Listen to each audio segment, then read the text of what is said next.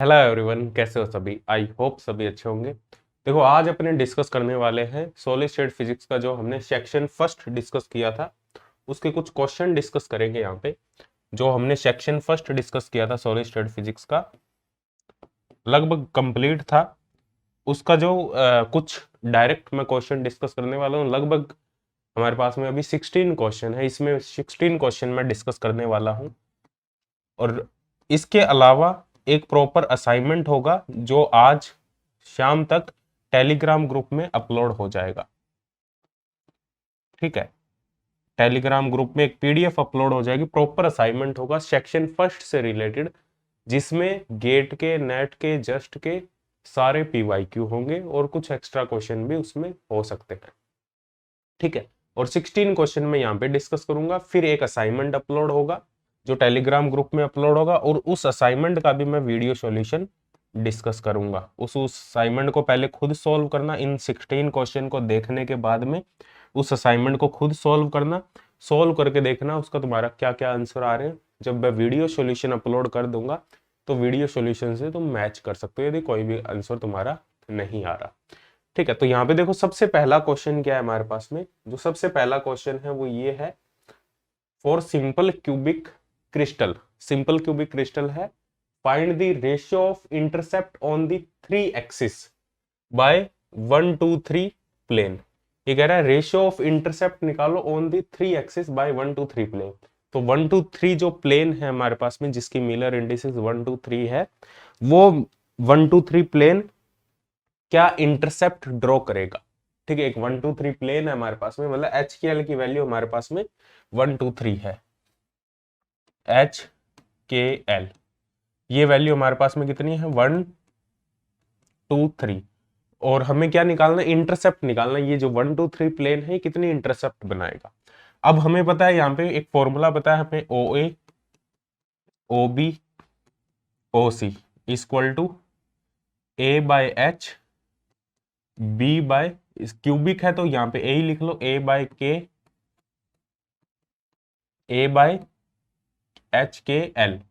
ठीक है, ए से डिवाइड कर दो, यहाँ पे आ जाएगा हमारे पास में 1 1 बाय 2 1 बाय 3। ये इंटरसेप्ट है हमारे पास में। इसको यदि अपने 6 से मल्टीप्लाई कर दे तो इसको अरेंज करो, इससे 6 से मल्टीप्लाई कर देंगे, 6 से मल्टीप्लाई करेंगे 6 3 2। तो ये हमारे पास में इंटरसेप्ट का रेशियो आएगा। ओ ए ओ बी और ओ सी इंटरसेप्ट होगी, जो कौन सा प्लेन बना रहा है, ये 1 2 3 प्लेन है। तो एक्स एक्सिस पे इतनी इंटरसेप्ट बना रहा है, वाई एक्सिस पे ये इंटरसेप्ट है, जेड एक्सिस पे ये इंटरसेप्ट है। जैसे हमारे पास में ये अपने प्लेन ड्रॉ करें, X Y and Z. X axis पे वो 6 पे कट कर रहा है, वाई एक्सिस पे वो 3 पे कट कर रहा है, और जेड एक्सिस पे वो 2 पे कट कर रहा है। तो इस टाइप का हमारे पास में प्लेन है, जिसके लिए जो मिलर इंडिसेस है वो कितना है हमारे पास में, 1 2 एंड 3। तो इस फॉर्मूले का यूज करके अपने इजिली कैलकुलेट कर सकते हैं। इसमें नेक्स्ट पार्ट देखो हमारे पास में क्या, the ratio of the spacing of the ratio of the spacing of 110 and the 1 1 plane. तो एक 110 प्लेन है और एक 111 प्लेन है, इनकी जो इंटरप्लेनर स्पेसिंग है उनका रेशियो क्या होगा, the ratio of the spacing of 110 and 111 plane. तो ये क्या होगा हमारे पास में। अब 110 जो प्लेन है हमारे पास में, ये कैटेगरी ऑफ प्लेन है। ठीक है, ये फर्स्ट पार्ट हो गया हमारे पास में। जो सेकंड पार्ट है हमारे पास में, इस सेकंड पार्ट में 110 एक कैटेगरी है हमारे पास में, category of parallel plane. Parallel plane की बात करें तो पैरेलल प्लेन की कैटेगरी है। तो इंटरप्लेनर स्पेसिंग क्या होगी हमारे पास में, सिंपल क्यूबिक के लिए ए अपॉन एच स्क्वायर प्लस के स्क्वायर प्लस एल स्क्वायर। तो ए अपॉन एच, के की वैल्यू 1 1 है, एल की वैल्यू 0, तो √2 आ जाएगा। किसके लिए, 110 के लिए। और यदि अपने बात करें D111 तो ये आ जाएगा a बाय √3। तो इन दोनों का ये क्या कह रहा है, रेशियो फाइंड आउट करो 110 और 11 प्लेन के लिए जो इंटरप्लेनर स्पेसिंग है, मतलब D10110 upon D111 will come out to be a by √2 upon a by √3। a से ये कैंसिल हो जाएगा, √3 बाय √2। तो ये हमारे पास में रेशियो निकल के आ जाएगा। इजी है।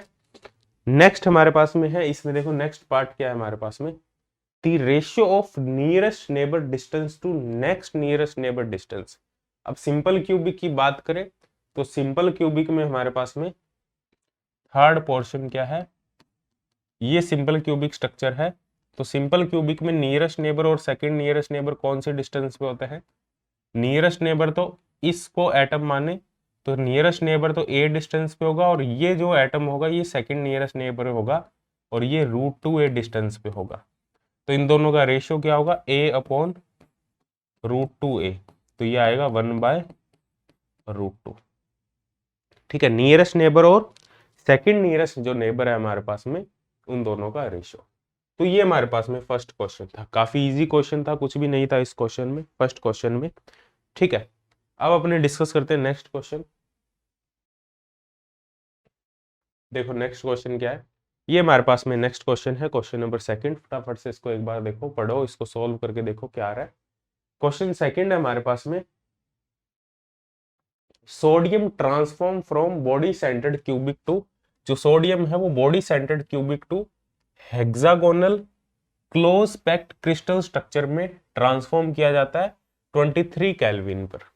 ठीक है, बॉडी सेंटर्ड स्ट्रक्चर है और उसको HCP में कन्वर्ट कर दिया जाता है 23 केल्विन पे without changing of its density in cubic face, without change of density in cubic.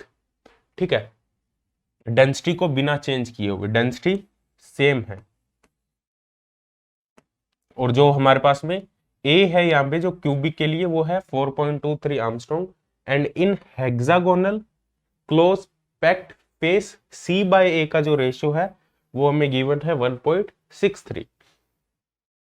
एक क्यूबिक स्ट्रक्चर के लिए जो पहले BCC स्ट्रक्चर थी, इस BCC स्ट्रक्चर के लिए जो हमारे पास में A गिवन है लैटिस पैरामीटर 4.23 आर्मस्ट्रॉन्ग, और जब इसको हेक्सागोनल क्लोज स्ट्रक्चर में कन्वर्ट कर दिया जाता है उसके बाद में जो C/A का रेशियो है, ये A और ये A दोनों डिफरेंट है। ये A है हेक्सागोनल क्लोज पैक्ट के लिए और ये A गिवन है क्यूबिक के लिए। ठीक है, दोनों सेम A नहीं है यहाँ पे, ऐसे नहीं भी तुम C की वैल्यू निकाल लो यहाँ से।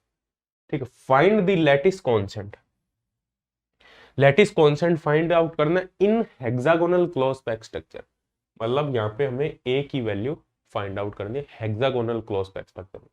अब ये कह रहा है कि BCC को हमने HCP में कन्वर्ट कर दिया सोडियम को, कंप्लीट सोडियम को, तो डेंसिटी सेम है, और हमें पता है डेंसिटी होता है मास पर यूनिट वॉल्यूम। ठीक है, BCC के लिए M1 ले लिया, BCC का वॉल्यूम V1 ले लिया हमने, और HCP के लिए M2 ले लिया मास, और वॉल्यूम ले लिया V2 हमने।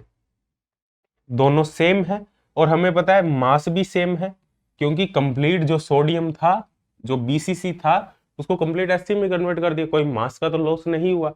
इसका मतलब दोनों का वॉल्यूम भी सेम होगा, दोनों का वॉल्यूम सेम होगा, तो बॉडी सेंटर्ड जो क्यूबिक है उसका जो वॉल्यूम होता है वो होता है, इसको अपने A1 ले लेते हैं, इसको अपने A2 ले लेते हैं।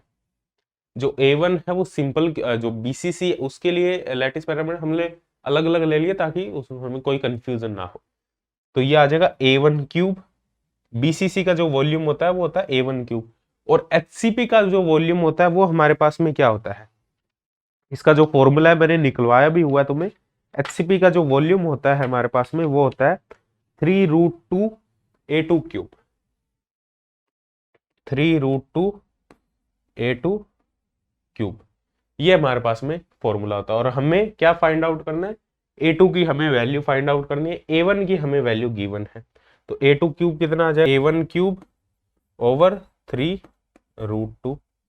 ठीक है, तो A1 क्यूब कितना है हमारे पास में 4.23 अपॉन 3√2 और इसका क्यूब। इसको सोल्व कर लेंगे, इसको सोल्व करके हमारे पास में वैल्यू निकल के आ जाएगी। ठीक है, ये तो देखो ये तो डायरेक्ट तरीका है।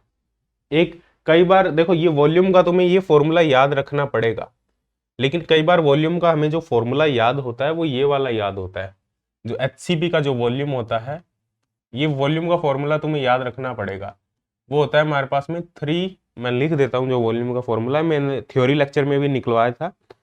3√2 क्या फॉर्मूला, 3√3/2, 3√3/2 और ये होगा हमारे पास में a² इंटू सी या a² इंटू सी, या इसको v2 लिखेंगे वॉल्यूम को तो इसको a² लिख देंगे। और c/a2 का जो रेशियो है वो हमें गिवन है, √8/3 लिख दो, या इसने क्वेश्चन में क्या गिवन है, क्वेश्चन में गिवन है 1.63 लिख दो, या √8/3 भी लिख सकते हैं। कई बार वो c/a का रेशियो चेंज करके दे देगा, हमेशा √8/3 नहीं देगा, तो यहाँ पे हमें वॉल्यूम का फॉर्मूला ये यूज करना होगा। यहाँ पे देखो c/a का जो रेशियो है इन्होंने 1.63 दिया है, क्या ये √8/3 के इक्वल है या नहीं है वो देखना पड़ेगा तुम्हें। √8/3 की वैल्यू निकाल लो कितनी है, यदि इसके इक्वल है फिर तो कोई दिक्कत नहीं है, वॉल्यूम का ये डायरेक्ट फॉर्मूला तुम यूज कर सकते हो जो मैंने यहाँ पे किया है। क्योंकि ये फॉर्मूला कहाँ से आया वॉल्यूम का, ये इसी से ही आया। देखो यहाँ पे यदि हम बात करें 3√3/2 a2² इंटू c/a2 कर दिया मैंने, और एक a2 से और मल्टीप्लाई कर दिया, तो ये क्या आ जाएगा 3√3/2 a2³ इंटू c/a2 को लिख दिया √8/√3, √3 से √3 कैंसिल हो गया, तो √8 को 2√2 लिख दिया, 2 से 2 कैंसिल हो गया, 3√2 a2³।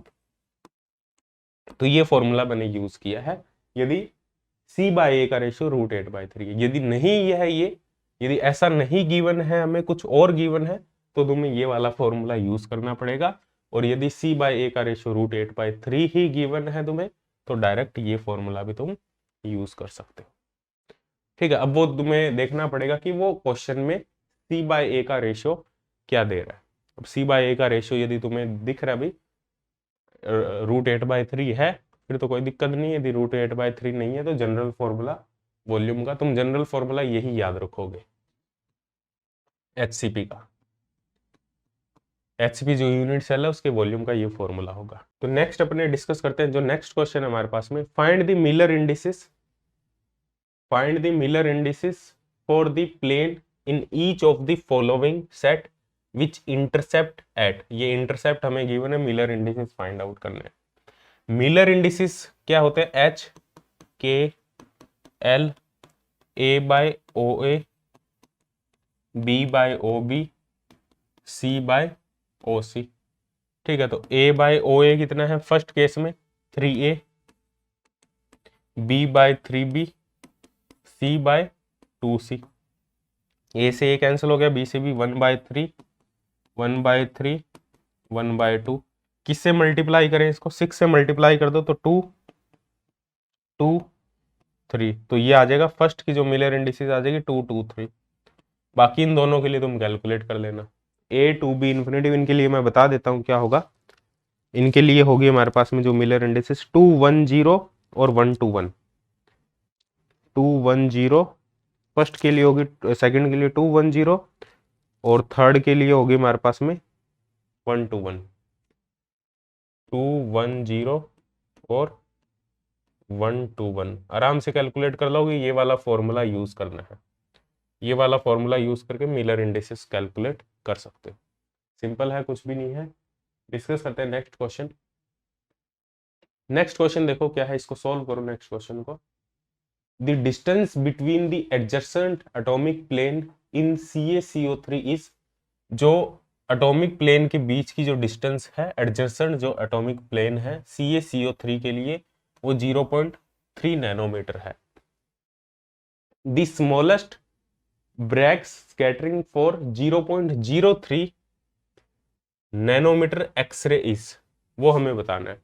डी हमें गिवन है, लैम्डा हमें गिवन है, स्मॉलेस्ट ब्रैग्स की बात कर रहा है तो n की वैल्यू 1 है, 2d sine theta equal to n lambda, n की वैल्यू 1 है, स्मॉलेस्ट की बात कर रहा है। 2 इंटू डी की वैल्यू हमें गिवन है, distance between adjacent atomic plane in CaCO3 0.3 nanometre, ठीक है, into sine theta equal to n की वैल्यू 1 है, लैम्डा की वैल्यू है 0.03 नैनोमीटर। तो साइन थीटा कितना आ जाएगा 0.03 अपॉन 2 इंटू 0.3। ठीक है, तो ये आ जाएगा हमारे पास में, ये नीचे 100 आ जाएगा, ऊपर 10 आ जाएगा, 3 से 3 कैंसिल हो जाएगा, तो 1/20। ठीक है, तो थीटा आ जाएगा साइन इनवर्स 1/20। तो साइन इनवर्स 1/20 की वैल्यू कैलकुलेट करना कैलकुलेटर से, क्या आ रही है साइन इनवर्स 1/20 की वैल्यू। मैं आंसर बता देता हूं, आंसर आएगा तुम्हारे पास में 2.9 डिग्री सेंटीग्रेड, ये हमारे पास में आंसर आएगा। तो देखो नेक्स्ट हमारे पास में क्या है, नेक्स्ट क्वेश्चन है हमारे पास में, for NaCl crystal this cell edge, जो हमारे पास में NaCl क्रिस्टल है उसकी जो शेल एज है वो हमें गिवन है 0.563 nanometre. The smallest angle at which Bragg reflection can occur corresponds to a set of plane whose indices are। अब इनमें से हमारे पास में जो सबसे स्मॉलेस्ट जो NaCl है उसकी शेल एज हमें गिवन है, और हमें एंगल फाइंड करना है, the smallest angle at which Bragg reflection can take place occur corresponds to a set of plane whose indices are। अब हमारे पास में स्मॉलेस्ट एंगल क्या होगा, ब्रैग्स डिफ्रैक्शन हमारे पास में होता है 2d sin theta equal to n lambda. ठीक है, और स्मॉलेस्ट एंगल की बात करें तो साइन थीटा हमारे पास में इनवर्सली प्रोपोर्शनल है 1/d, और थीटा स्मॉलेस्ट होगा जब d मैक्सिमम होगा, और d मैक्सिमम कौन सा होगा हमारे पास में, इनमें से कौन सा ऐसा होगा, d क्या होता है हमारे पास में, इंटरप्लेनर स्पेसिंग होती है। NaCl की बात करें अपने, तो यहाँ पे जो इंटरप्लेनर स्पेसिंग होगी NaCl क्रिस्टल FCC स्ट्रक्चर की तरह बिहेव करता है, तो इसमें जो d होता है हमारे पास में A/h² plus k² plus l²। तो h के l की क्या वैल्यू अपने पुट करें ताकि d की वैल्यू मैक्सिमम आए, तो अपने क्या पुट करेंगे 100। तो 100 पुट करेंगे तो d की वैल्यू मैक्सिमम आएगी और थीटा की वैल्यू हमारे पास में मिनिमम आएगी। ठीक है, तो ए ऑप्शन यहाँ पे करेक्ट ऑप्शन होगा। तो देखो डिस्कस करते हैं नेक्स्ट क्वेश्चन। नेक्स्ट क्वेश्चन है हमारे पास में, नेक्स्ट क्वेश्चन देखो क्या है, सिलिकन हैज डायमंड स्ट्रक्चर, जो सिलिकन है उसकी जो स्ट्रक्चर है वो डायमंड स्ट्रक्चर है, with unit cell edge A equal to, जिसका जो यूनिट शेल एज है वो हमें गिवन है 0.542 नैनोमीटर। ठीक है, द इंटर एटॉमिक सेपरेशन, जो इंटर एटॉमिक दो एटम के बीच की सेपरेशन क्या है। जो डायमंड स्ट्रक्चर होती है उसमें हमें पता है कि फेस पे एटम होते हैं, कॉर्नर्स पे एटम होते हैं, और टेट्रा जो हमारे पास में अल्टरनेटिव टेट्राहेड्रल वॉइड पोजीशन होती है उस पे भी हमारे पास में एटम होते हैं, जैसे ये हमारे पास में है, फेस पे भी होंगे। ठीक है, और ये जो हम डायगोनल यदि यहाँ पे ड्रॉ करेंगे इस टाइप से, ये अपने डिस्कस किया हुआ है, ये यदि हम डायगोनल ड्रॉ करेंगे ये वाला, तो इस डायगोनल पे भी होंगे, या ऐसे ड्रॉ कर लें अपने, ये वाला डायगोनल ड्रॉ कर लें अपने, ये वाला इस डायगोनल पे भी होंगे। तो यहाँ पे हमारे पास में एक एटम होगा और ये दोनों एटम आपस में टच कर रहे होंगे, और ये जो डिस्टेंस होगी हमारे पास में ये कितनी होगी, ये होगी, ये डायगोनल की जो टोटल डिस्टेंस होती है √3a, तो ये जो टोटल डिस्टेंस होगी √3a/4, और ये किसके इक्वल है r, तो ये किसके इक्वल है 2r के इक्वल है, और जो 2r है ये इंटर एटॉमिक सेपरेशन है, r रेडियस एटम की, r is the radius of atom, 2r जो हमारे पास में है वो इंटर एटॉमिक सेपरेशन है, इंटर एटॉमिक सेपरेशन, r नहीं होगी इंटर एटॉमिक सेपरेशन, 2r होगी। क्यों, क्योंकि इंटर एटॉमिक सेपरेशन निकालने के लिए दोनों एटम के सेंटर टू सेंटर डिस्टेंस लेनी होगी, और सेंटर टू सेंटर डिस्टेंस हमारे पास में क्या होगा 2r होगा यहाँ पे, तो √3a/4 2r, तो इसको कैलकुलेट कर लो, 2r क्या आ जाएगा हमारे पास में √3,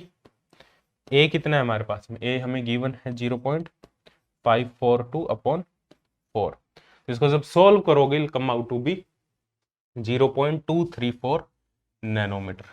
ठीक है, ये हमारे पास में आंसर हो जाएगा। ठीक है, डिस्कस करते हैं नेक्स्ट क्वेश्चन। नेक्स्ट क्वेश्चन देखो क्या है हमारे पास में, ये क्वेश्चन है, इसमें हमें ओपी जो डायरेक्शन इंडिसेस है, ओ और पी के लिए हमें डायरेक्शन इंडिसेस फाइंड करना है जो ओपी लाइन है। अब पी जो पॉइंट है इसके कोऑर्डिनेट और ओ पॉइंट के कोऑर्डिनेट क्या होंगे, ओ पॉइंट के कोऑर्डिनेट है 0 0 0, पी पॉइंट के कोऑर्डिनेट क्या है हमारे पास में, पी पॉइंट के जो कोऑर्डिनेट होंगे वो होंगे एक्स डायरेक्शन ये है, ये वाई डायरेक्शन है, ये जेड डायरेक्शन है, ये गिवन है, ठीक है।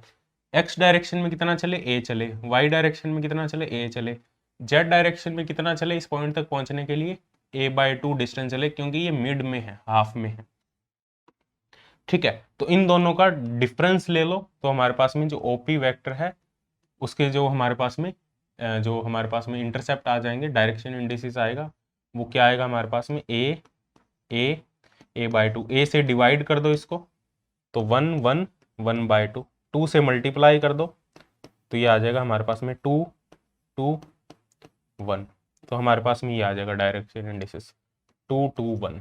तो ए ऑप्शन यहाँ पे करेक्ट ऑप्शन होगा, ठीक है। ये भी इस टाइप के क्वेश्चन भी हमने थ्योरी लेक्चर में डिस्कस किए थे। क्लियर है यहाँ तक?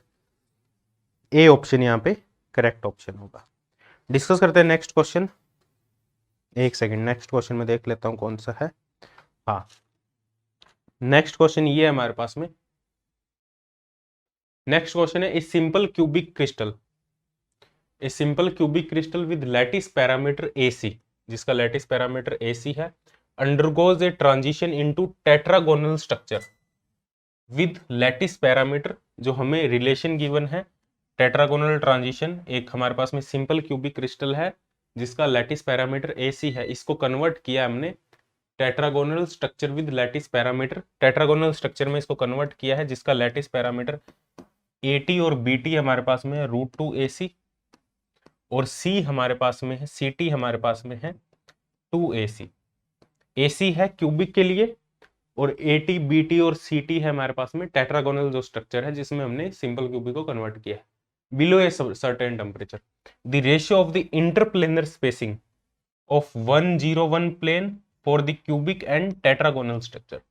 तो 101 प्लेन के लिए इंटरप्लेनर स्पेसिंग क्या होगी? सबसे पहले सिंपल क्यूबिक की बात करें तो A/h², AC/h² plus k² plus l², तो ये आ जाएगा हमारे पास में सिंपल क्यूबिक के लिए AC अपॉन, क्योंकि सिंपल क्यूबिक में तो हमारे पास में तीनों डायरेक्शन सेम ही होगी, AC ABC की जो वैल्यू है वो हमारे पास में AC ही होगी, ठीक है। तो 1 + 0 + 1, तो आ जाएगा AC/√2। और यदि टेट्रागोनल की बात करेंगे तो टेट्रागोनल में 101 क्या आएगा हमारे पास में? अब यहाँ पे हमारे पास में ABC तीनों अलग है, तो h² upon AT² k² upon BT² और l² अपॉन CT², ये तुम्हें कैलकुलेट करना है। तो इसको कैलकुलेट करोगे तो ये क्या आएगा हमारे पास में, यहाँ कर देता हूं मैं, तो ये आएगा 1 अपॉन h की वैल्यू है हमारे पास में 1, तो √1 अपॉन AT की वैल्यू कितनी है हमारे पास में? AT की वैल्यू हमारे पास में √2 AC, क्या होल स्क्वायर, तो होल स्क्वायर है तो इसका होल स्क्वायर कर देंगे, प्लस k की वैल्यू 0 और l की वैल्यू हमारे पास में 1 और CT की वैल्यू है 2 AC, तो 1 अपॉन 2 AC का होल स्क्वायर। इसको तुम्हें सोल्व करना है, इन दोनों का रेशियो फाइंड आउट करना है। किसका किसका? The ratio of interplanar spacing of 101 plane for cubic और tetragonal, cubic upon tetragonal, this by this ये रेशियो कैलकुलेट करना है। तो इसका जो आंसर आएगा, मैं आंसर बता देता हूं, इसका जो आंसर आएगा वो आएगा √3/8, तो C ऑप्शन यहाँ पे करेक्ट ऑप्शन होगा, ठीक है। क्लियर है? आई थिंक कुछ भी नहीं है इस क्वेश्चन में। नेक्स्ट क्वेश्चन डिस्कस करते हैं अपने। जो नेक्स्ट क्वेश्चन है हमारे पास वो देखो क्या है, the Miller indices of a plane passing through the 3 point having coordinate, 3 point दिए हैं हमें जिनके कोऑर्डिनेट है 0 0 1 1 0 0 एंड हाफ हाफ 1/4। इनसे एक प्लेन पास कर रहा है हमारे पास में, ये जैसे हमारे पास में ये कोऑर्डिनेट सिस्टम है x y z, तो इसमें 3 पॉइंट दिए हमें, एक 0 0 1 पॉइंट है, 0 0 1 पॉइंट यहाँ होगा, 1 0 0 पॉइंट है वो यहाँ होगा, और एक हाफ हाफ 1/4, वो कहीं हाफ x डायरेक्शन में हाफ चल रहे हैं, y डायरेक्शन में हाफ चल रहे हैं और z डायरेक्शन 1/4, वो पॉइंट कहीं यहाँ होगा। तो यहाँ से एक प्लेन बनेगा हमारे पास में इस टाइप से ये एक प्लेन बनेगा। तो इस प्लेन के लिए मिलर इंडिसेस हमें फाइंड आउट करनी। कैसे फाइंड आउट करें? मिलर इंडिसेस मतलब एच के एल की हमें वैल्यू फाइंड आउट करनी है। तो कैसे फाइंड आउट करें? सबसे पहले ये हमें इंटरसेप्ट गिवन है, इंटरसेप्ट एक्स एक्सिस पे वो कहाँ कट कर रहा है, वाई एक्सिस पे, वाई एक्सिस पे वो कहाँ कट कर रहा है वो हमें नहीं पता, क्योंकि ये पॉइंट जनरल पॉइंट है, और जेड एक्सिस पे हमें पता है वो कहाँ कट कर रहा है।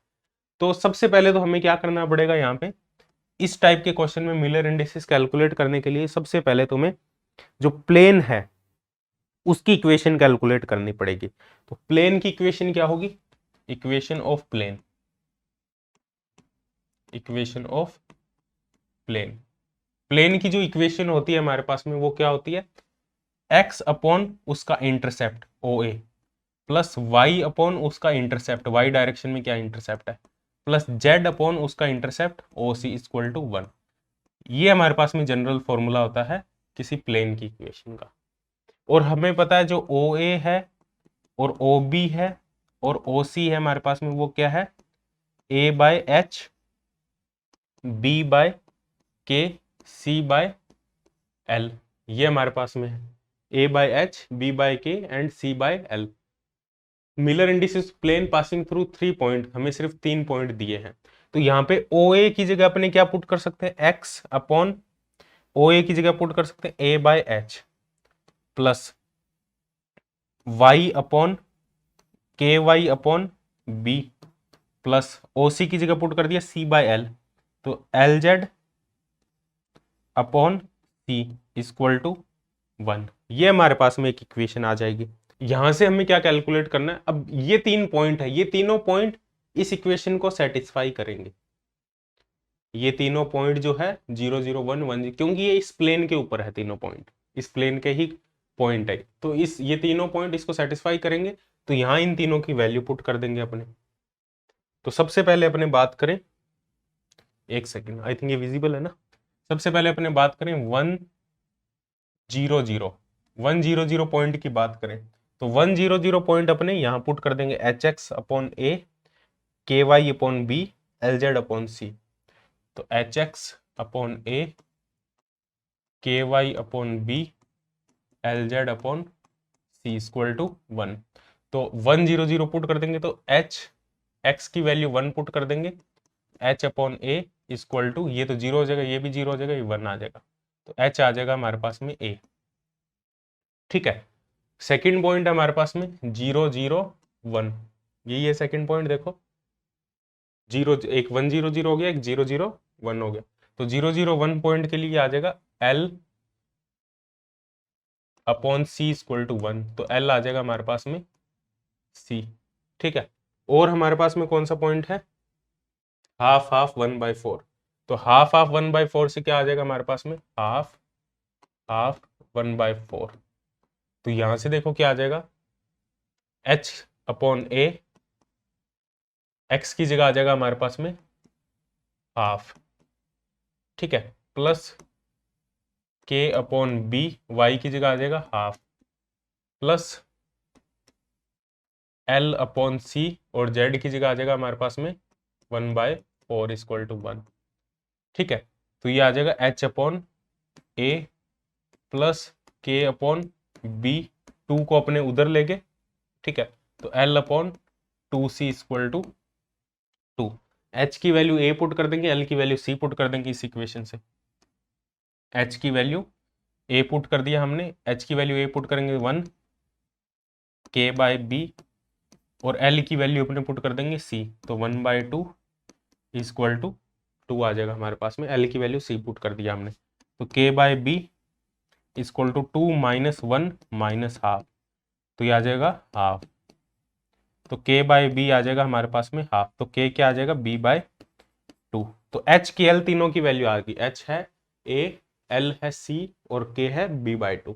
तो H की L हमारे पास में मिलर इंडिसेस A, B/2 और C, ABC तीनों को डिवाइड कर देंगे तो 1 1/2 एंड 1।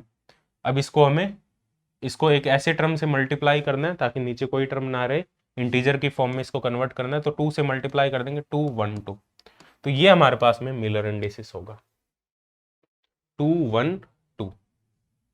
तो ए ऑप्शन यहाँ पे करेक्ट ऑप्शन होगा। इस टाइप से हमें मिलर इंडिसेस है वो कैलकुलेट करना है। क्लियर है ये क्वेश्चन? सबसे पहले हमें प्लेन की इक्वेशन निकालनी है और जो हमें पॉइंट्स दिए उनकी वैल्यू पुट करके हमें HKL की वैल्यू यहाँ पे फाइंड आउट करनी है। जैसे ही HKL की वैल्यू निकल जाती है वहां से अपने मिलर इंडिसेस फाइंड आउट कर सकते हैं। नेक्स्ट हमारे पास में है, देखो नेक्स्ट क्वेश्चन क्या है, atom which can be assume to be hard sphere.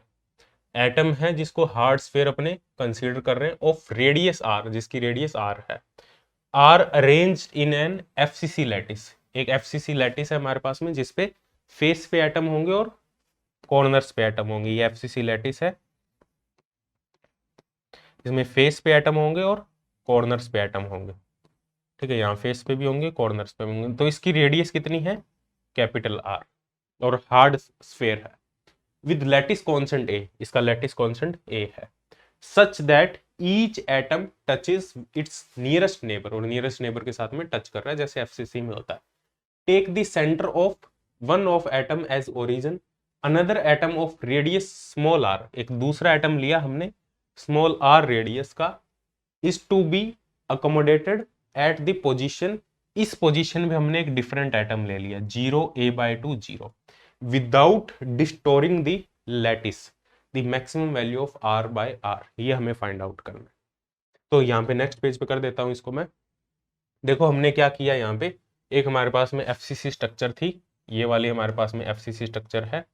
इस FCC स्ट्रक्चर में हमारे पास में ऑलरेडी एटम प्लेस्ड थे, ठीक है, और हमने इसको ओरिजिन कंसीडर कर लिया, ये हमारा ओरिजिन था, ओरिजिन पे एक एटम था, ठीक है, इस फेस पे यहाँ पे एक एटम है, यहाँ पे एक एटम है, और इस फेस पे एक एटम है हमारे पास में, यहाँ पे एक एटम है, ठीक है, और ये आपस में टच कर रहे हैं। तो हमने एक एटम कहाँ प्लेस कर दिया, देखो तो इसकी रेडियस कैपिटल R है, तो एक एटम देखो हमने स्मॉल r रेडियस का कहाँ प्लेस कर दिया, इस पॉइंट पे, बिना FCC स्ट्रक्चर को डिस्टोरिंग की, उसको बिना उसके कुछ गड़बड़ किए हमने इस पॉइंट पे एक एटम प्लेस कर दिया 0a/2 और 0।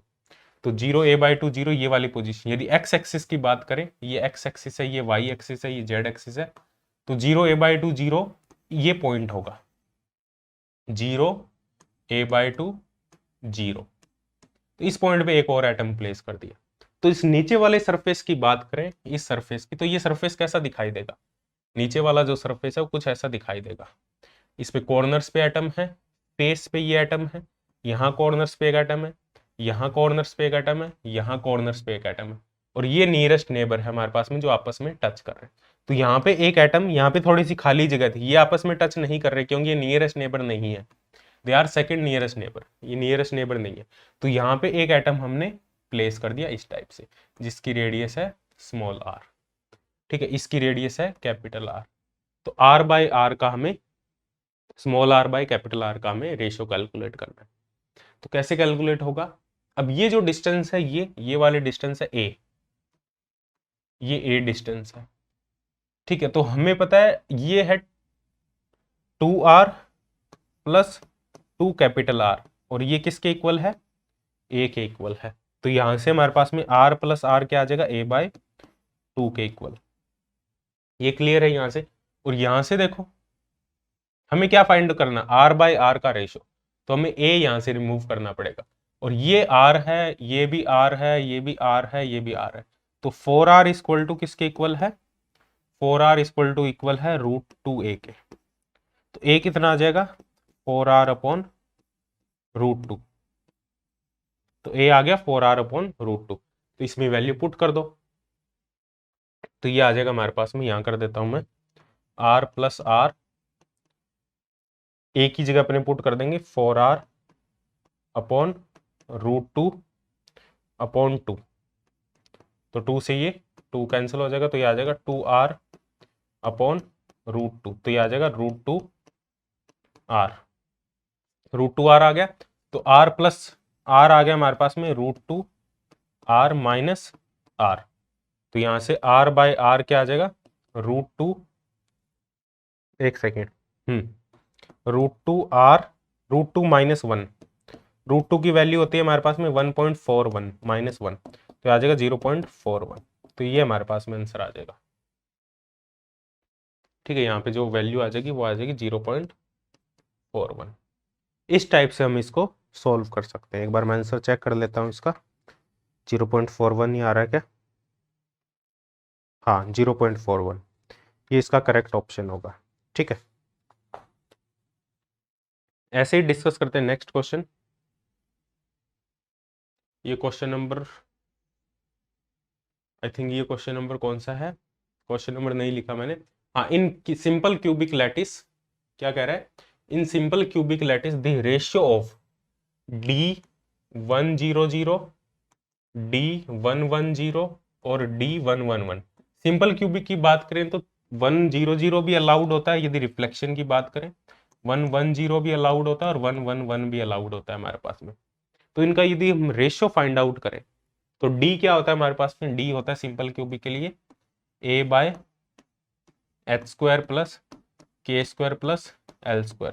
तो D100, तो D100 आएगा A, और D हमारे पास में h के l की वैल्यू 1 पुट कर दी हमने, और D110 आएगा हमारे पास में A/√2, और D111 आएगा हमारे पास में A/√3। तो इनका यदि हम रेशियो ले तो रेशियो A/√2 रेशियो A/√3, यदि A से डिवाइड कर दें तो 1:1/√2 रेशियो 1/√3। तो इसको यदि हम √6 से मल्टीप्लाई कर दें तो आएगा √6 √3 और ये आएगा √2। तो ये हमारे पास में वैल्यू आ जाएगी √6 √3 एंड √2। ठीक है, ये हमारे पास में पॉसिबल वैल्यू होगी, ये हमारे पास में आंसर होगा। ये चीज तुम्हें बीसीसी के लिए भी पूछ सकता है, एफसीसी के लिए भी पूछ सकता है। बीसीसी के लिए ये रेशियो क्या होगा, एफसीसी के लिए ये रेशियो क्या होगा। अब बीसीसी के लिए जब फाइंड आउट करोगे इंटरप्लेनर स्पेसिंग, अब वहां पे हमारे पास में जब बीसीसी के लिए बात करेंगे और एफसीसी के लिए बात करेंगे तो बीसीसी के लिए देखो क्या होता है, बीसीसी के लिए हमारे पास में एक प्लेन बीच में भी हमें ड्रॉ करना पड़ेगा, क्योंकि बीसीसी में एक एटम सेंटर में भी होता है। ठीक है, तो एक प्लेन हमें यहाँ पे भी एक एक्स्ट्रा प्लेन ड्रॉ करना पड़ेगा, ये वाला, और ये जो डिस्टेंस होगी वो A/2 डिस्टेंस होगी। तो बीसीसी के लिए, अब देखो बीसीसी के लिए जो D100 है, D110 है, अब बीसीसी में कौन कौन से अलाउड होते हैं, प्लेन तो सारे अपने ड्रॉ कर सकते हैं, लेकिन रिफ्लेक्शन कौन कौन से, एक्सरे रिफ्लेक्शन की बात करें तो एक्सरे रिफ्लेक्शन कौन कौन से अलाउड होते हैं वो तुम्हें पता होना चाहिए। ठीक, कौन कौन से प्लेन से एक्सरे रिफ्लेक्शन अलाउड होगा, कौन कौन से प्लेन से होगा एक्सरे रिफ्लेक्शन अलाउड बीसीसी में। बीसीसी में H plus K plus L की वैल्यू यदि इवन है तो वो अलाउड होगा। तो ये इवन नहीं है, ये इवन है, ये इवन नहीं है, तो ये वाला अलाउड होगा बीसीसी में। ठीक है, लेकिन सिंपल क्यूबिक की बात करें तो इन सभी से रिफ्लेक्शन अलाउड है, लेकिन हमें उसकी बात नहीं करनी, हमें तो प्लेन के बीच की डिस्टेंस फाइंड आउट करनी है। ठीक है, तो यहाँ पे जब ये अलाउड है बीसीसी में, ठीक है, तो इसके लिए तो तुम डायरेक्ट जो डिस्टेंस D110 क्या आएगा बीसीसी में, देखो बीसीसी की बात करें तो D110 क्या आएगा हमारे पास में। तो बीसीसी के लिए हमारे पास में यदि हम 100 प्लेन की बात करेंगे तो D100, तो ये हमारे पास में प्लेन होगा, एक ये प्लेन होगा, ये प्लेन होगा, तो एक की जगह क्या आ जाएगा A/2, तो A/2 एक की जगह A/2 पुट कर देंगे, A/2 1² प्लस 0 प्लस 0, तो ये आ जाएगा A/2। और D110 की बात करेंगे तो D110 प्लेन कौन सा होगा हमारे पास में, जो जेड एक्सिस पे कट नहीं कर रहा है, ये वाला प्लेन। तो इस वाले प्लेन के लिए तो हमारे पास में जो इंटरएटॉमिक सेपरेशन है, ये वाला प्लेन जो ड्रॉ होगा, यहाँ पे जो इंटरएटॉमिक सेपरेशन होगी हमारे पास में वो कितनी होगी, यहाँ पे A/2 हमें नहीं करना क्योंकि ये प्लेन इस एटम को इंक्लूड कर रहा है। अब लेकिन जो यदि हम देखो 100 की अपने बात करते, सिंपल क्यूबिक की जब अपने बात कर रहे थे, सिंपल क्यूबिक में अपने जो 100 प्लेन ले रहे थे वो ये वाले दो प्लेन ले रहे थे, एक ये वाला और एक ये वाला, इनके बीच की डिस्टेंस निकाल रहे थे जो हमारे पास में A आ रही थी 100। लेकिन बीसीसी की जब बात करेंगे तो ये दोनों प्लेन नहीं लेंगे, हमें एक बीच में और एक प्लेन लेना पड़ेगा क्योंकि एक एटम बीच में और आ रहा है जिसको इंक्लूड नहीं कर पा रहे अपने, तो उसके लिए हमने एक और प्लेन ड्रॉ किया। लेकिन जब अपने 110 की बात करेंगे, इस प्लेन की बात करेंगे 110 प्लेन की, तो 110 प्लेन के लिए हमें यहाँ पे ये जो एटम है ये इसके अंदर इंक्लूड हो रहा है, तो इसके लिए सेम हमें ए ही लेना, a/2 नहीं लेना। h square plus 1 square plus 1 square plus 0, तो ये आ जाएगा a/√2। और डी 111 प्लेन की बात करें तो 111 प्लेन कौन सा लेना पड़ेगा हमें, यहाँ पे 111 प्लेन लेने के लिए हमें ये एटम हमारा इंक्लूड होना चाहिए उसमें। ये जो सेंटर एटम है, ये सेंटर एटम हमारा इंक्लूड होना चाहिए। और ये सेंटर एटम कब इंक्लूड होगा हमारे पास में 111 प्लेन में, तो देखो ये सेंटर एटम कब इंक्लूड होगा हमारा, जब अपने ये वाला प्लेन लेंगे, ये वाला प्लेन होगा हमारे पास, ये वाला 111 प्लेन। इसको अपने ओरिजिन ले लेंगे, ये ओरिजिन होगा, ये 1 होगा, ये 1 होगा, ये 1 होगा हमारे पास। ठीक है, तो यहाँ पे ए की जगह कितना आ जाएगा, a/2 आएगा यहाँ पे। तो यहाँ पे आएगा a/2 1 plus 1 plus 1, 1 square plus 1 square plus 1 square, तो a/2√3। तो ये आ जाएगा हमारे पास में D111। अब यहाँ पे ऐसे भी देख सकते हो तुम, याद रखने का इसका क्या तरीका है, 100 BCC में अलाउड नहीं होता, 111 अलाउड नहीं होता। तो जहां अलाउड नहीं होता उसके लिए a/2 कर दिया और a/2 कर दिया। 110 अलाउड होता है BCC में, रिफ्लेक्शन जब करते हैं तो वहां पे सिंपल a ही रहा, जो अलाउड नहीं होता वहां पे a/2। ये जस्ट याद रखने की एक ट्रिक है कि जो अलाउड नहीं है 100 अलाउड नहीं है, 111 BCC में रिफ्लेक्शन में अलाउड नहीं है, क्योंकि सम इवन नहीं आ रहा, सम ओड आ रहा है इनका, 100 का सम ओड आ रहा है, 111 का सम ओड आ रहा है। तो वहां पे a/2 करना है तुम्हें, और जो अलाउड है वहां पे तुम्हें a करना है। इससे तुम याद रख सकते हो। इनका रेशो की बात करें तो ये आ रहा है a/2 रेशो, फर्स्ट आ रहा है a/2, सेकंड आ रहा है a/√2, थर्ड आ रहा है हमारे पास में a/2√3। तो ये a से a कैंसिल हो जाएंगे, 1/2 1/√2 1/2√3। ठीक है, तो √6 से यदि अपने इसको, यदि पहले 2 से ऊपर मल्टीप्लाई करें तो 1√2 1/√3, √6 से मल्टीप्लाई करें यदि अपने तो √3 से मल्टीप्लाई करें √3, तो √6 और √3 √6 और 1, ये हमारे पास में आ जाएगा। √3 से यदि मल्टीप्लाई करें तो ये आ जाएगा √3 √6 और 1, इसका जो रेशियो आ जाएगा हमारे पास में। या इसको ये भी लिख सकते हो, √3 √6 1 भी लिख सकते हो, या इसको ये भी लिख सकते हो √6 और ये लिख सकते हो तुम 2√3, और इसको लिख सकते हो √2। ये √2 से इसको मल्टीप्लाई कर दिया, √2 से मल्टीप्लाई कर देंगे तो ये क्या आ जाएगा √6 2√3 और √2। तो ये भी तुम्हें कई बार देखने को मिल जाएगा और ये भी तुम्हें कई बार देखने को मिल जाएगा। तो ये BCC के लिए होगा हमारे पास में √6 2√3 और √2। अब हम FCC की बात करें तो FCC में भी सेम कहानी होगी। FCC में भी हमें 100 प्लेन ड्रॉ करने के लिए, क्योंकि इसमें फेस पे भी एटम होंगे, यहाँ पे फेस पे भी एटम होंगे, यहाँ फेस पे, यहाँ फेस पे, तो यहाँ पे एक प्लेन और ड्रॉ करना पड़ेगा हमें सेंटर में a/2 डिस्टेंस पे। तो D100 आएगा a/2 अपॉन 1 + 0 + 0, तो ये a/2 आ जाएगा।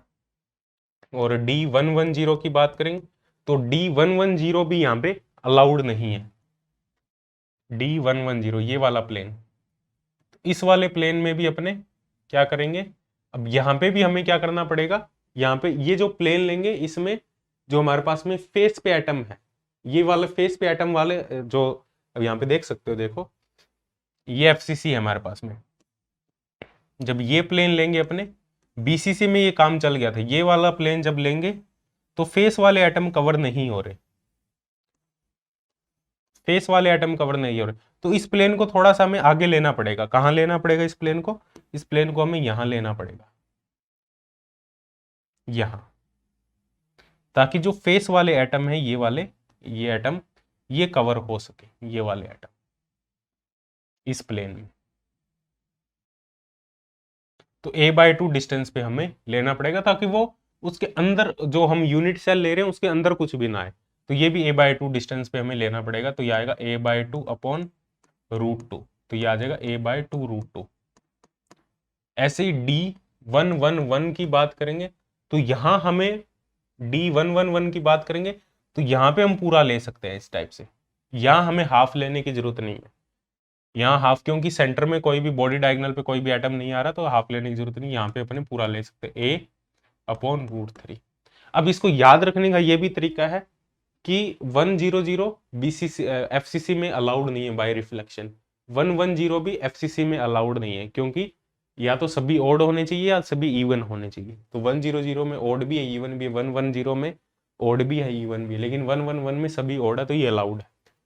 जो अलाउड नहीं है उसमें ए की जगह a/2 कर दो बस, और जो अलाउड है उसमें ए की जगह ए ही रहे। ठीक है, ये ट्रिक है इसको याद रखने की। तो ये आए a/2, ये आ जाएगा a/2, a/2√2 और ये आ जाएगा a/√3। तो ये क्या आ जाएगा, a से 1/2, a से डिवाइड कर दिया 1/2√2, 1/√3, 2 से मल्टीप्लाई कर दिया 1, 1/√2, 2/√3, √6 से मल्टीप्लाई कर दिया √6, √3, √6, √3, 2 और ये आ जाएगा √2, 2√2, ये आ जाएगा हमारे पास में एफसीसी के लिए। ठीक है, ये रेशियो तुम्हें पता होना चाहिए। एफसीसी के लिए ये है, बीसीसी के लिए हमारे पास में ये है, और सिंपल क्यूबिक के लिए हमारे पास में ये वाला रेशियो। ये तीनों रेशियो तुम्हें पता होने चाहिए, एग्जाम में डायरेक्ट पूछा जा सकता है। ठीक है, क्लियर है। डिस्कस करते हैं नेक्स्ट क्वेश्चन। नेक्स्ट क्वेश्चन देखो क्या है हमारे पास में, ये रेसिप्रोकल लैटिस का क्वेश्चन है।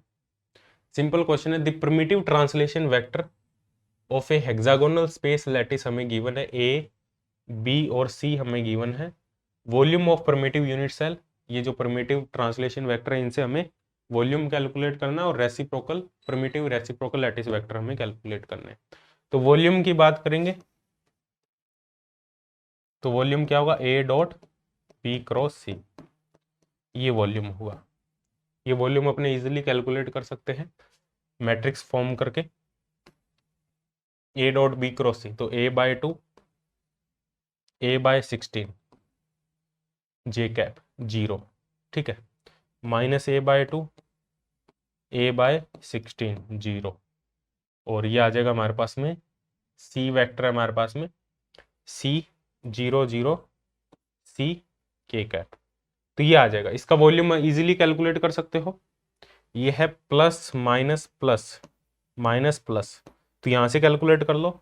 c, ये वाली लाइन हमने कंसिडर कर ली c, और ये इन दोनों का multiplication a/2 a/16 minus a/2 a/16 minus minus minus plus हो जाएगा a/2 इंटू a/16, तो ये आ जाएगा c into 2a/2 into a/16, तो 2 से 2 कैंसिल हो गया, तो ca²/16।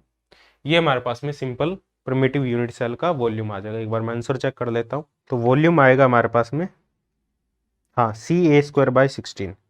बाकी अब और क्या कैलकुलेट करना है, primitive reciprocal translation vector. Primitive reciprocal translation vector calculate करने के लिए हमें फॉर्मूला पता होना चाहिए। ए हमारे पास में है 2 pi b cross c upon a dot b cross c. A dot b cross c की तो वैल्यू निकाली हुई है, बी वेक्टर हमारे पास में 2 pi c cross a upon a dot b cross c. C vector हमारे पास में आएगा 2 पाई, सी वेक्टर क्या होगा, a cross b, a dot b cross. तो तुम्हें ये तीनों टर्म निकालनी पड़ेगी, बी क्रॉस सी निकालना पड़ेगा, सी क्रॉस ए निकालना पड़ेगा, ये सारी टर्म निकालनी पड़ेगी। बी क्रॉस सी की बात करें तो आई जे के, बी में कौन कौन सी टर्म है, -a/2 a/16, -a/2 a/16 0।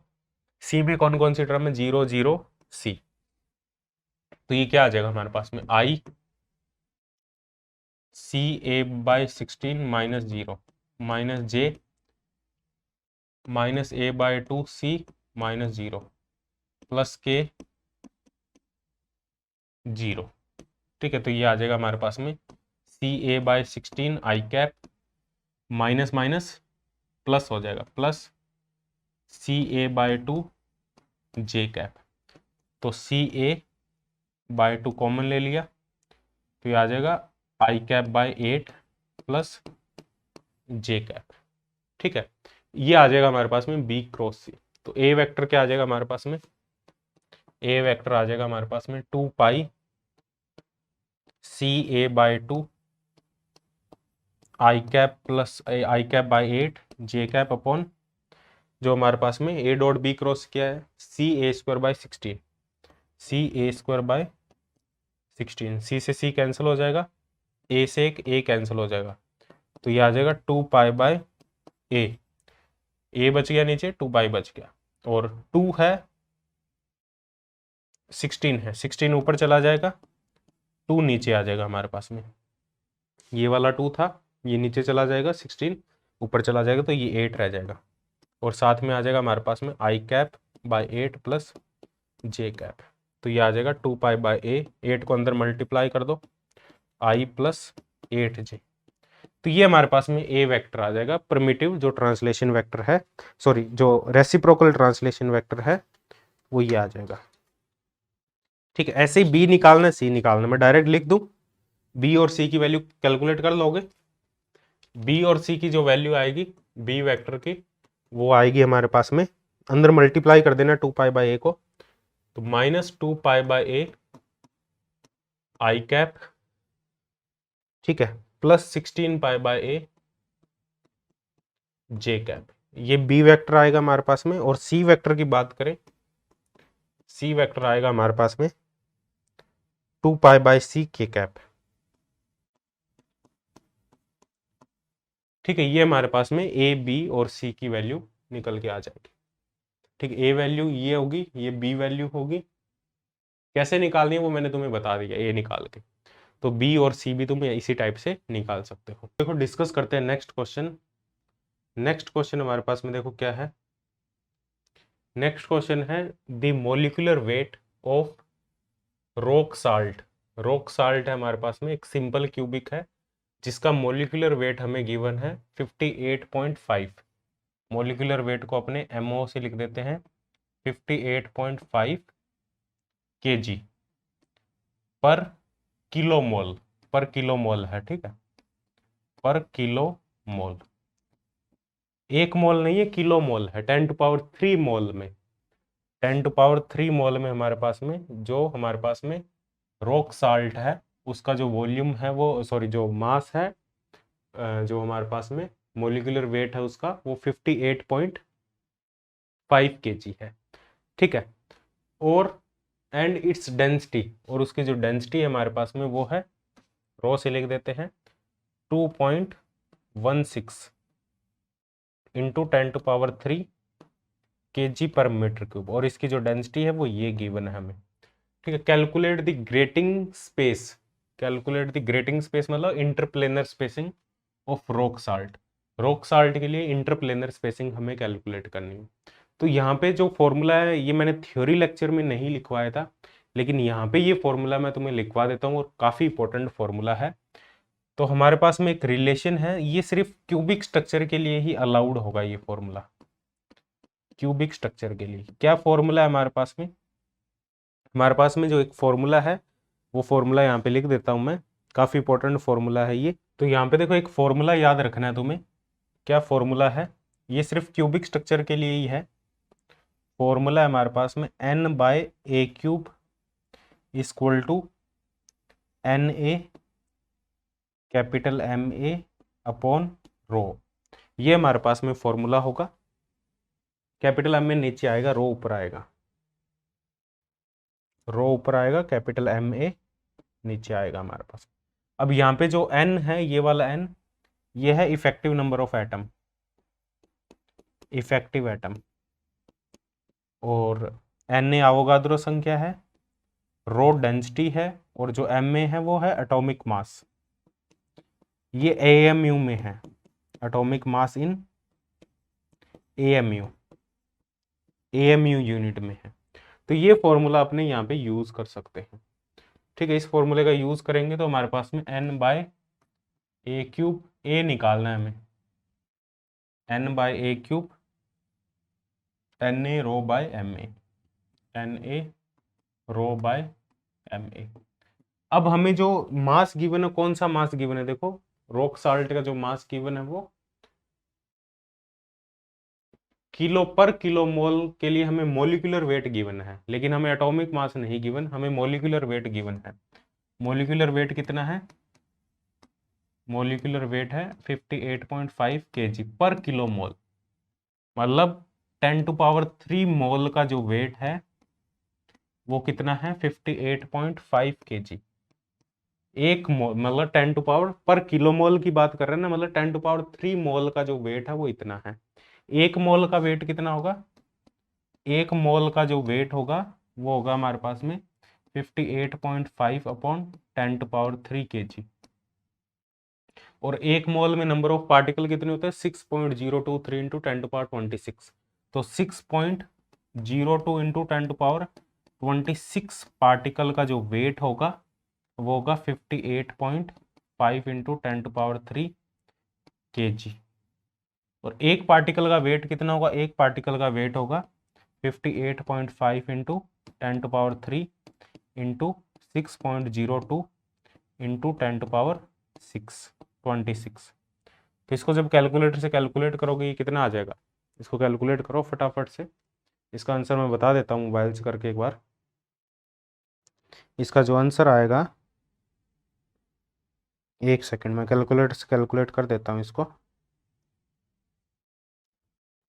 58.5 divide by 6.02 तो आ जाएगा 9.7। 9.7 इंटू 10⁻⁻29 ये हमारे पास में आ जाएगा। ये आ जाएगा एक पार्टिकल का, ठीक है, एक मॉलिक्यूल का, एक मॉलिक्यूल का वेट। और एक मॉलिक्यूल में सोडियम भी है, साल्ट है ना, साल्ट का मतलब सोडियम क्लोराइड है, रॉक साल्ट है सोडियम क्लोराइड। तो सोडियम भी है और क्लोरीन भी है हमारे पास में इसमें। ये तो है एक मॉलिक्यूल का वेट इन केजी, लेकिन एएमयू में चाहिए, ये फॉर्मूला एएमयू में होता है। और एक एएमयू में केजी को एएमयू में कन्वर्ट, ये केजी में है, इसको एएमयू में कन्वर्ट करने के लिए हमें क्या करना पड़ेगा 9.71 इंटू 10⁻⁻29 अपॉन 1.67 इंटू 10⁻⁻27 से डिवाइड कर देंगे तो ये एटॉमिक मास यूनिट में आ जाएगा। इसको डिवाइड करना है हमें 1.67 तो ये आ जाएगा 5.81। 5.81 इंटू 10⁻+10⁻⁻2 ये MA आ जाएगा हमारे पास में एटॉमिक मास यूनिट के टर्म में। ठीक है, ये आ जाएगा एटॉमिक मास यूनिट की टर्म में। और अब हमें क्या कैलकुलेट करना है, अब n है हमारे पास में, इफेक्टिव नंबर ऑफ एटम कितने हैं, ये फॉर्मूला यूज करेंगे। इफेक्टिव नंबर ऑफ एटम है 2। सोडियम क्लोराइड है, सोडियम क्लोराइड के स्ट्रक्चर में जो सोडियम होते हैं हमारे पास में वो कौन सी पोजीशन पे होते हैं, और जो Cl होता है वो कौन सी पोजीशन पे होता है। तो इफेक्टिव नंबर ऑफ एटम कितने होते हैं हमारे पास में, यदि सोडियम क्लोराइड की बात करें, Cl हमारे पास में किस पोजीशन पे होते हैं, ये सोडियम क्लोराइड स्ट्रक्चर है। तो सोडियम क्लोराइड में जो Cl होते हैं वो हमारे पास में कॉर्नर्स पे होते हैं और फेस पे होते हैं। Cl हमारे पास में कॉर्नर्स पे होंगे और फेस पे होंगे। तो 4 Cl होंगे और 4 ही हमारे पास में Na होंगे। एक Na बीच में होगा और 3 बाकी Na इस फेस इस पे साइड पे होंगे, ऑक्टाहेड्रल पोजीशन पे होंगे। तो ऑक्टाहेड्रल पोजीशन का कितना इसके अंदर आ रहा है 1/4। तो कितने हैं टोटल 1 2 3 4 5 6 7 8 9 10 11 12। तो 1/4 इंटू 12 तो 3 + 1 4। तो 4 सोडियम होंगे 4 Cl होंगे, तो मतलब 4 मॉलिक्यूल होंगे, 4 मॉलिक्यूल। तो इफेक्टिव नंबर ऑफ एटम कितने होंगे 8 इफेक्टिव नंबर ऑफ एटम होंगे। तो n की वैल्यू यहाँ पे कितनी आएगी हमारे पास में 8। इफेक्टिव नंबर ऑफ एटम की बात कर रहा है ये। तो यहाँ पे ये आई थिंक मेरे हिसाब से ये सिंपल क्यूबिक की बात कर रहा है, एक रॉक साल्ट है जो सिंपल क्यूबिक स्ट्रक्चर में है। सिंपल क्यूबिक की बात कर रहा है, तो सिंपल क्यूबिक के लिए अपने वो NaCl की एग्जैक्ट स्ट्रक्चर नहीं लेंगे, सिंपल क्यूबिक स्ट्रक्चर लेंगे। तो सिंपल क्यूबिक में इफेक्टिव नंबर ऑफ एटम 1 होता है हमारे पास, तो 1/a³ लेंगे अपन, 8 नहीं लेंगे यहाँ। देखते हैं आंसर क्या आ रहा है। Na हमारे पास में 6.02 इंटू 10⁻23 सॉरी 10⁻26 इंटू डेंसिटी हमें गिवन है, डेंसिटी हमारे पास में 2.16 इंटू 10⁻3 2.16 इंटू 10⁻3 अपॉन जो Ma है हमारे पास में वो है 5.81 इंटू 10⁻⁻2। तो इसको सॉल्व करेंगे, तो सॉल्व करके ये आएगा हमारे पास में 6.02 इंटू 2.16 डिवाइड बाय 5.81, तो ये आ जाएगा 2.23 इंटू 10⁻26 प्लस 3 10⁻29 में से 26 और 29 प्लस 2 31 आ जाएगा 10⁻31। यदि इसको ये भी लिख सकते हैं 22.3 इंटू 10⁻30, ये लिख सकते हैं इसको a³ 1/a³। तो यहाँ पे a³ कितना आ जाएगा 1/2 इंटू 10⁻30।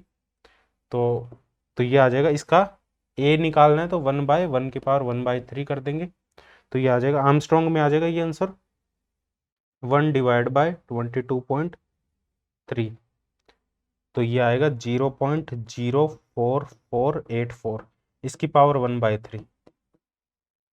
ठीक है, इसकी पावर लेना है हमें 1/3 0.33, तो आएगा 0.35 आर्मस्ट्रॉन्ग 10⁻⁻10। तो इस टाइप से अपने ये आंसर कैलकुलेट करेंगे।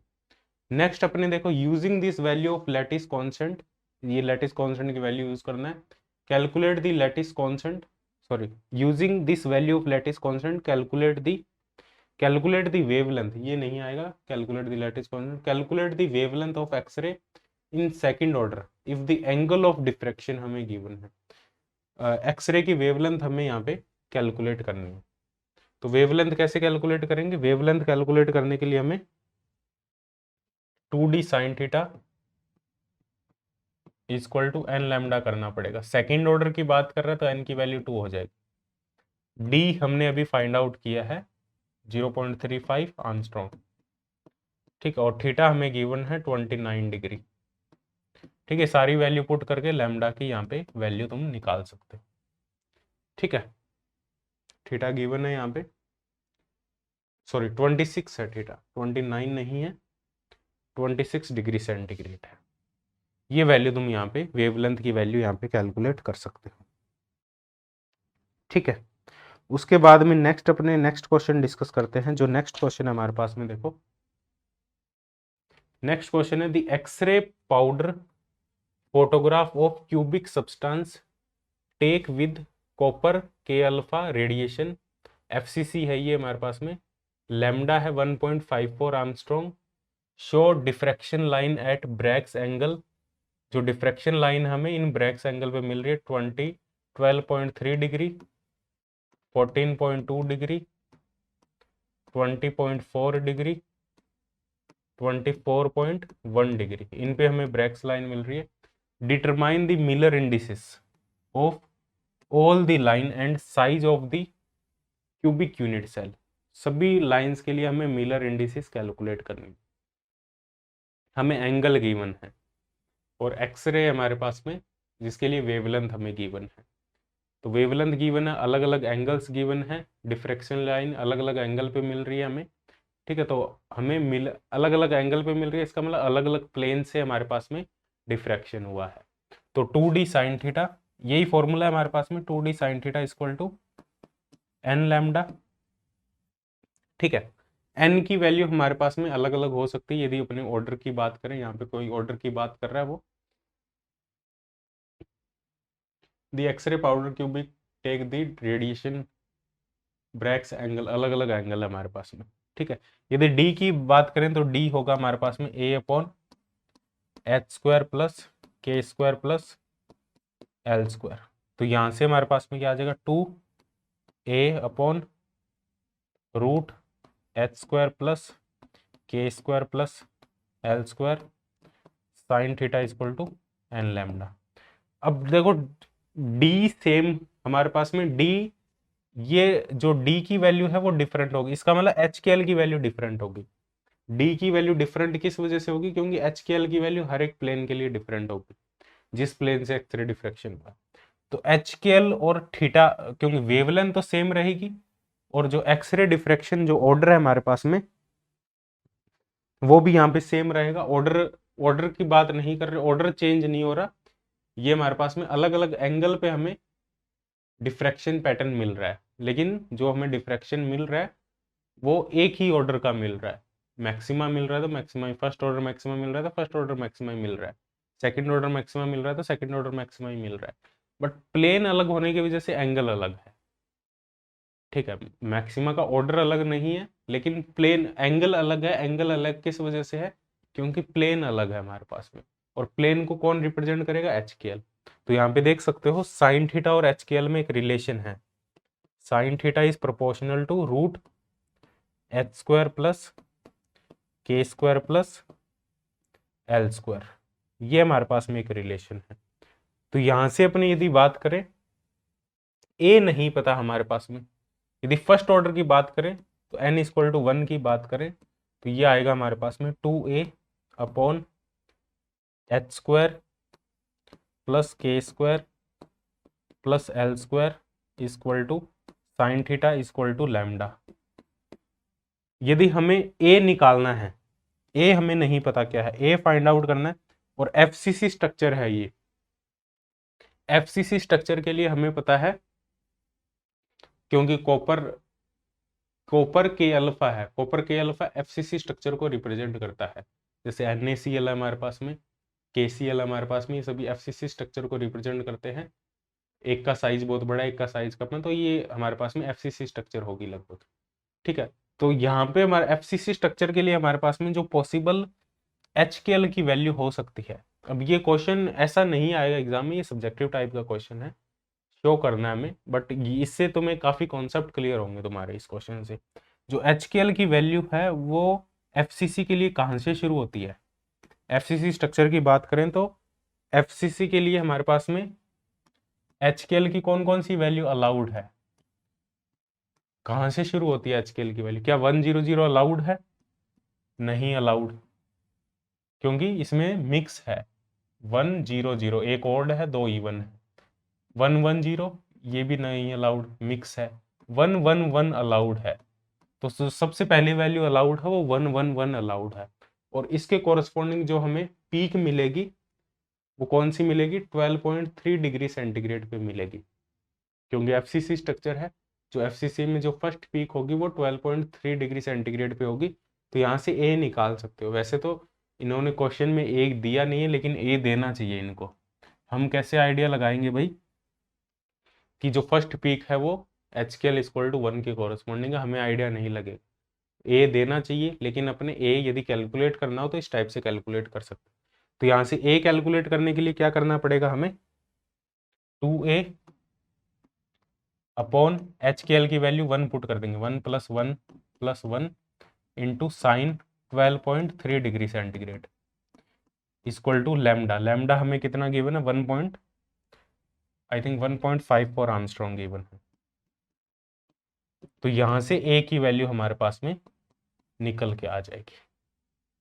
ए की वैल्यू एक बार निकल गई, अब तुम्हें क्या करना है, अब देखो ए की वैल्यू निकल गई तो ए की वैल्यू सभी के लिए सेम होगी, सभी एंगल के लिए। लैम्डा की वैल्यू सभी के लिए सेम होगी, तो जो साइन थीटा है वो किसके प्रोपोर्शनल होगा, एच स्क्वायर। तो सिर्फ तुम्हें क्या निकालना है, साइन थीटा किसके प्रोपोर्शनल होगा, साइन थीटा प्रोपोर्शनल होगा एच स्क्वायर प्लस के स्क्वायर प्लस एल स्क्वायर।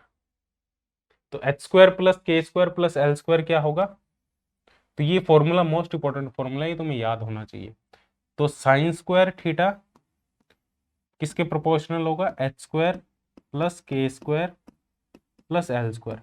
तो एच स्क्वायर प्लस के स्क्वायर प्लस एल स्क्वायर तुम निकाल सकते हो सभी प्लेन के लिए। ये ऑर्डर में आएगा साइन स्क्वायर थीटा 1, इसका रेशियो ले सकते हो तुम, sine square theta 2 sine square theta 3 sine square theta 4, क्योंकि 4 वैल्यू है ना, 4 वैल्यू थीटा की है ना हमारे पास में, 1 2 3 4।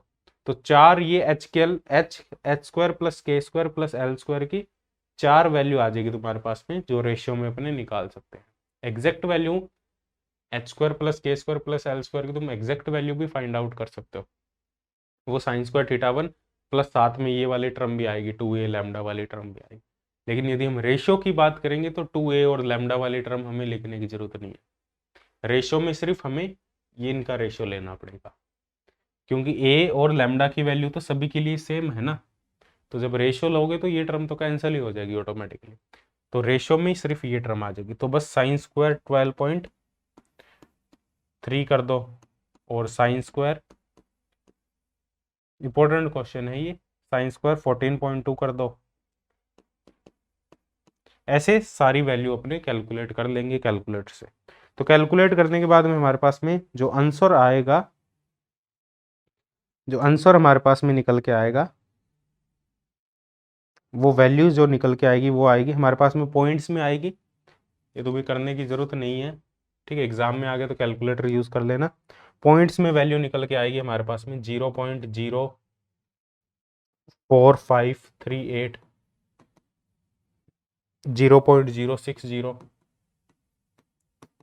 और 0.125 और 0.1667, ये वैल्यू आएगी। अब इसको यदि अपने इससे डिवाइड करें तो ये आ जाएगा 0.06 डिवाइड बाय 0.04538, सभी को इससे डिवाइड कर देंगे तो 0.125 डिवाइड बाय 0.04538, 0.1667 डिवाइड बाय 0.04538। तो ये आएगा हमारे पास में 1.33, 2.67 और ये आएगा 11/3.67। तो इसको लिख सकते हैं अपने 1.33 को 4/3, इसको 8/3 लिख सकते हैं, इसको 11/3 लिख सकते हैं। 3 से मल्टीप्लाई कर दिया तो 3 3 4 8 11, ये आ रहा है हमारे पास में 3 4 8 11। 3 किसके लिए होता है, एच स्क्वायर प्लस के स्क्वायर प्लस एल स्क्वायर में 3 कब आता है, जब एच के एल की वैल्यू 111 है। 4 कब आता है, 200 के लिए। 8 कब आता है हमारे पास में, वैसे भी तुम देख सकते हो एफसीसी स्ट्रक्चर, एफसीसी में कौन कौन सी अलाउड है।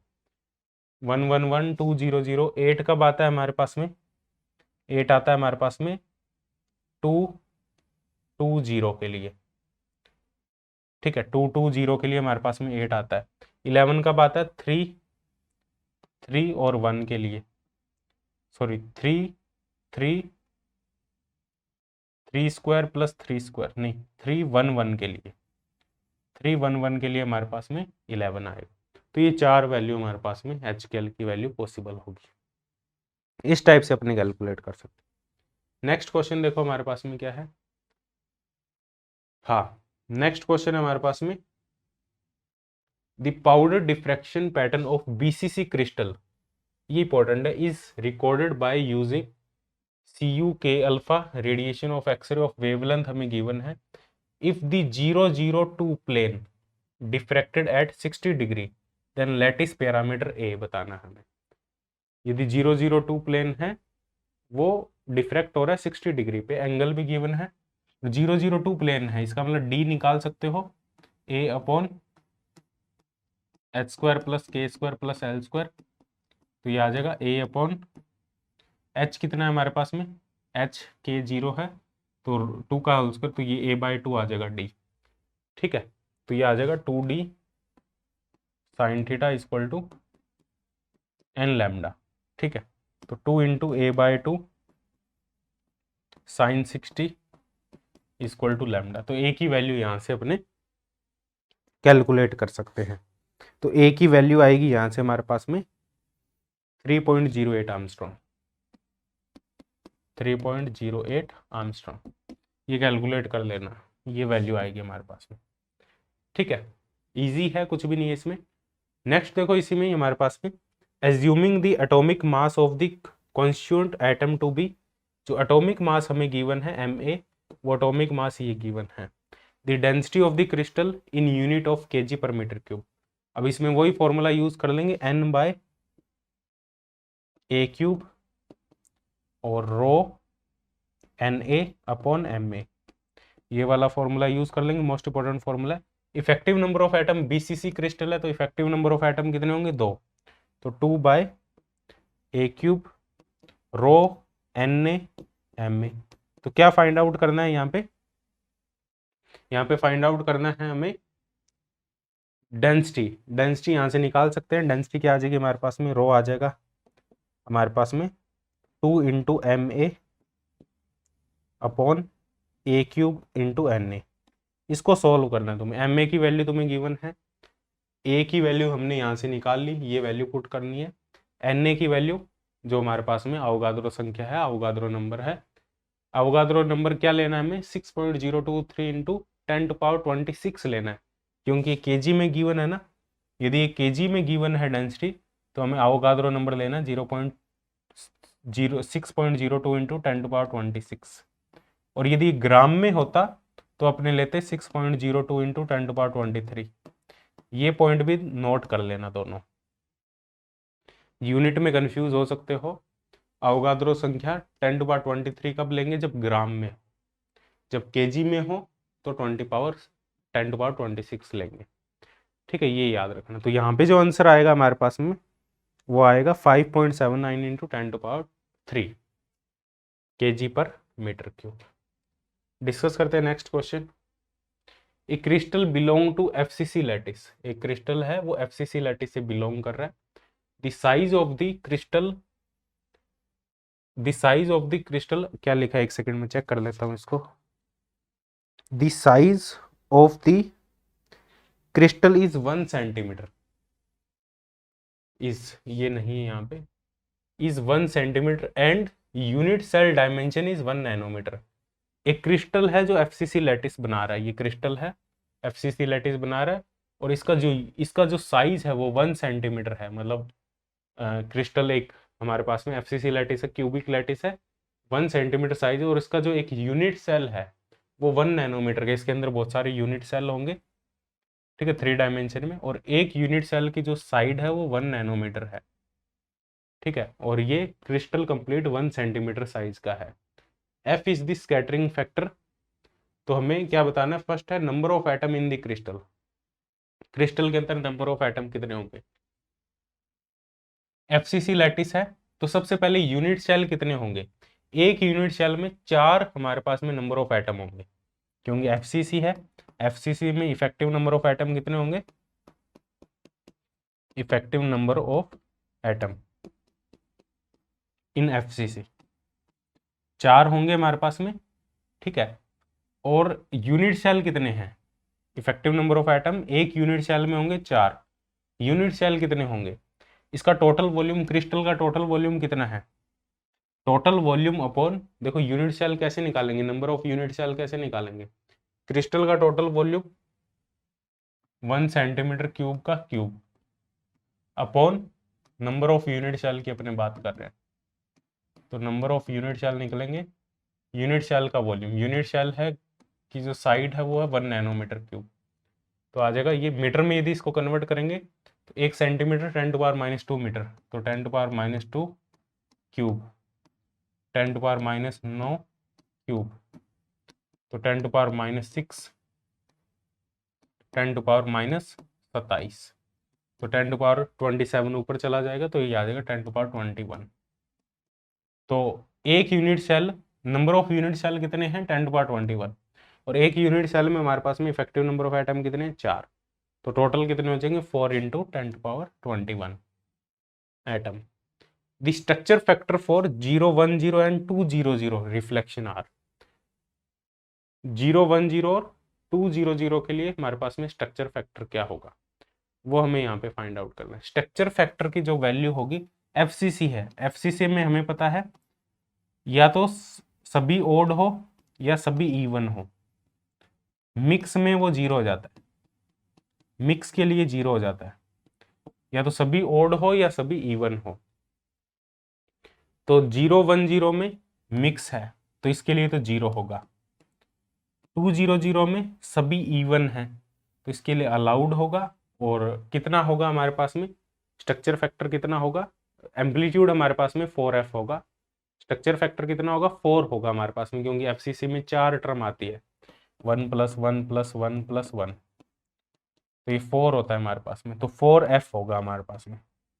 तो 0 4f ये एम्पलीट्यूड है हमारे पास में, स्ट्रक्चर फैक्टर लिख दिया इन्होंने, वैसे ये एम्पलीट्यूड है 4f, 4 हमारे पास में स्ट्रक्चर फैक्टर होगा, इसमें साथ में f लिख दिया तो 4f होगा हमारे पास, 2f नहीं होगा, 4f होगा, फर्स्ट का 0 होगा, सेकंड का 4f होगा, 200 का। ठीक है, तो ये हमारे पास में कुछ क्वेश्चंस थे। आई होप सारे क्वेश्चन तुम्हें समझ में आए हों, इजी क्वेश्चन थे। इसके बाद में अब एक प्रॉपर तुम्हें असाइनमेंट मिलेगा। ठीक है, असाइनमेंट 01 सॉलिड स्टेट फिजिक्स, और ये जो असाइनमेंट है वो टेलीग्राम ग्रुप में, टेलीग्राम जो चैनल है वो ज्वाइन कर लो, उसमें शेयर कर दिया जाएगा, अभी कर दिया गया है टेलीग्राम ग्रुप पे, फिजिक्स तड़का टेलीग्राम ग्रुप है, टेलीग्राम चैनल है, वो ज्वाइन कर लो, वहाँ पे उसकी पीडीएफ फाइल मिल जाएगी कंप्लीट, उसका सॉल्यूशन भी तुम्हें अवेलेबल हो जाएगा। अब उसमें असाइनमेंट फर्स्ट में कौन कौन से क्वेश्चन होंगे, नेट के सारे क्वेश्चन होंगे, गेट के सारे क्वेश्चन होंगे, जस्ट के सारे क्वेश्चन होंगे, जो इस यूनिट से रिलेटेड है, जो यूनिट अभी तक हमने पढ़ी है। यूनिट फर्स्ट हमने पढ़ ली क्रिस्टल स्ट्रक्चर वाली कंप्लीट, उसके जितने भी क्वेश्चन है उसका सभी का वीडियो सॉल्यूशन भी तुम्हें